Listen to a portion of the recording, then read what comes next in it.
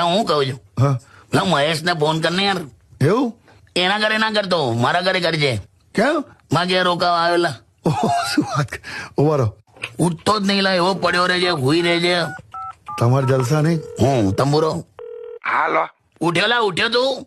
તમે સવાર જતા હતા ત્યારે જ ઉઠી ગયેલો મેં તને બ્રશ કરતા સાંભળ્યો ને ત્યારે જ મેં દોડી ગયેલો. કમ આવું કહો છો? બ્રશ કરતા કરતા કેવા અવાજો કાઢે છે. કમ દાંત સાફ કરે છે કે ગટાર? જીજુ મને બહુ જૂની ટેવ છે. તે બદલ. એવું નહીં, મારા પપ્પાને પણ આવું જ છે. તો બાપા પણ અવાજો કાઢે છે?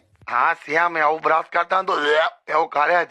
બોલો એટલે પેલું કહેવાય છે ને, મોરના ઈંડા ચીતરવા ના પડે. બેવે, આ કહેવત કોક ટેલેન્ટ માટે વપરાય. ટેલેન્ટેડ બાપા હોય, એનો ટેલેન્ટેડ છોકરો હોય ને ત્યારે એવું કહેવાય કે મોરના ઈંડા ચીતરવા ના પડે. તારા કેસમાં શું બોલાય? બળદિયાના પોદરા ઊંઘવા ના પડે. એટલે મારા બાપા બળદિયા. તો તું પોદરો થવાનું કઈ નહીં.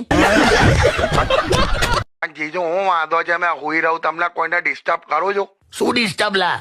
કુંભકર્ણ ના ઘરના લોકો કેટલા હારા હતા. કુંભકર્ણ તો આ હું 6 મહિના હુઈ રહેતો હતો, પણ કોઈ પંખો બંધ કરી જાય, રજાઈ ખેંચી જાય, એવું કોઈ નતું કરતું એના ઘરમાં. બસ તું લા રાવણ ના ઘરમાં આવ્યો છે?